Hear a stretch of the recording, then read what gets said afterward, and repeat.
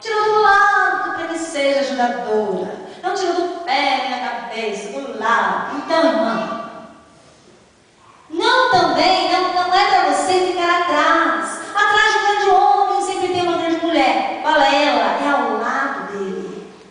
Porque se ela está atrás, ela não consegue sussurrar no ouvidinho dele assim: amor, eu amo demais.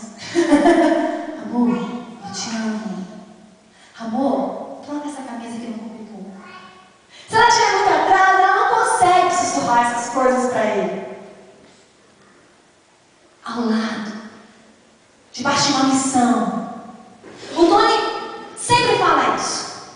A submissão para a segurança da esposa. E quando eu quis provar ser a verdade e não me submeti ao que ele falava, eu vi o quanto eu sofri sem a segurança do meu marido como cabeça. Eu sofri para aprender. Por isso eu estou aqui para te alertar. Não sofra para aprender. Submeta-se. Segurança para a tua vida, querida. Porque Deus vai pedir conta do cabeça e não da costela. Submeta-se. Submeter não é ficar em silêncio constante, chorando no quarto. Submeter é ter equilíbrio para ouvir, para orar. Mulher, você foi feita para estar orando pelo teu marido, sustentando ele em oração e ponderar com ele algumas coisas. Se ele quiser fazer, mesmo você ponderando, trazendo talvez até uma palavra de Deus, mas ele quer fazer, você entrega ele ao Senhor, não ao diabo, ao Senhor. Vai então, meu irmão, meu filho, meu marido, vai, eu vou te apoiar. Não é assim? Vai lá, vai, depois você vem chorando aqui. Mulher de Deus, ela ora, ela coloca as emoções no Senhor e ela fala: Deus, apesar de eu discordar de tudo isso, eu vou me submeter. Isso quando não traz agrado a palavra de Deus, porque você não vai fazer algo que é contra os princípios de Deus, né? Mas você se submete e fala: Senhor, eu estarei em oração para que ele seja bem sucedido. A mulher que ama, ela quer que seu marido seja bem sucedido, mesmo que não ouviu o conselho dela. Porque a mulher tem uma tendência de ser cabeça muito rápido. Por isso que a palavra vem para a gente submeter. A gente sobe muito rápido, então Deus quer que a gente, baixa a bola. E não vem através da humilhação do marido. A gente vai ver agora o versículo 19. Vamos lá? Homens, vocês leem agora bem forte. Vamos lá? Vós. Tem homens aqui para ler?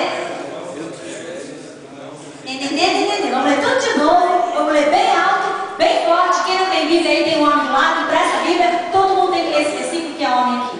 Jovens e casados. Vamos lá. Peraí que o pastor vai ajudar. Vamos lá? Vós. Maridos, amai as vossas mulheres, não vos irriteis contra elas. Tá fraco, né?